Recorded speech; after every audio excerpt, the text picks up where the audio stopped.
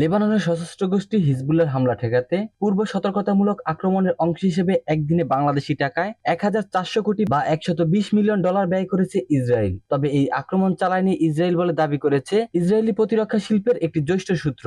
Israeli সংবাদ মাধ্যম গ্লোবসের বরাত দিয়ে এমনটাই জানিয়েছেন লেবানিজ সংবাদ মাধ্যম আল মায়াদিন। রোববার সকালে লেবাননের সশস্ত্র গোষ্ঠী হিজবুল্লাহ ইসরায়েলে আক্রমণ চালানো শুরু করে। মূলত দেশটির রাজধানী বৈরুতে ইসরায়েলি হামলায় হিজবুল্লাহর জ্যেষ্ঠ কমান্ডার ফুয়াদ শুকরি নিহত হওয়ার প্রতিশোধ হিসেবে এই হামলা চালানো হয়। এই হামলার অংশ হিসেবে হিজবুল্লাহ ইসরায়েলের সামরিক ও অন্যান্য গুরুত্বপূর্ণ স্থাপনায় হামলা চালানো শুরু করে। এমনকি ইসরায়েলের রাজধানী তেল আবিবের মাত্র ১.৫ কিলোমিটার দূরের গিল্লিত ঘাঁটিতেও হামলা চালিয়েছে গোষ্ঠীটি। এই হামলার বিপরীতে ইসরায়েলি বাহিনী আগাম আক্রমণ চালিয়েছে বলে দাবি করে। তাদের দাবি, হিজবুল্লাহর ছোড়া হাজার হাজার রকেটের বিপরীতে ইসরায়েলি বিমান বাহিনীর প্রায় ১০০ যুদ্ধ বিমান মোতায়েন করা হয়েছিল এবং এসব যুদ্ধ বিমান হিজবুল্লাহর রকেটগুলোকে ধ্বংস করেছে।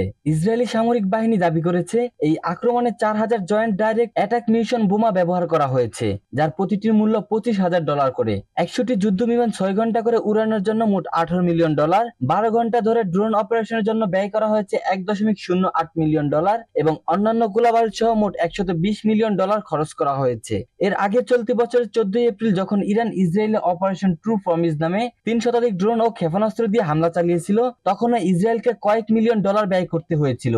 সে সময় ইসরায়েল দাবি করেছিল তাদের আকাশ প্রতিরক্ষা ব্যবস্থা আয়রন ডোম ইন্টারসেপ্টরের প্রতিটি ইউনিটের জন্য ব্যয় হয়েছে $৩০,০০০ এবং ডেভিড স্লিং ইন্টারসেপ্টরের জন্য ব্যয় হয়েছে $৭০,০০০ করে।